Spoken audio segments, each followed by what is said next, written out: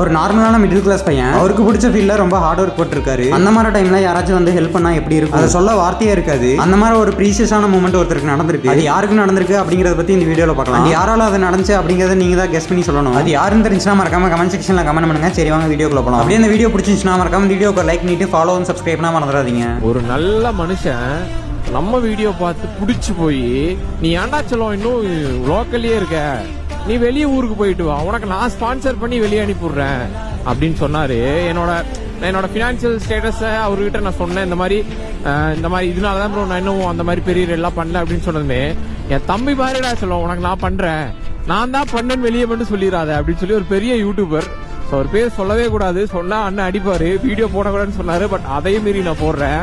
ஏன்னா நல்ல மனுஷங்க வந்தாலே வந்து அவர் வந்து நான் உனக்கு இதை பண்றேன், நீ இதை என்னால முடிஞ்சதை பண்றேன்னு சொல்லுவோம், நீ வந்து பெரிய ஆளாகு, இதை வச்சு உன்னால முடிஞ்ச அளவுக்கு வளர்ந்துக்கோ அப்படின்னு சொன்னாரு. தங்கமான மனுஷன்.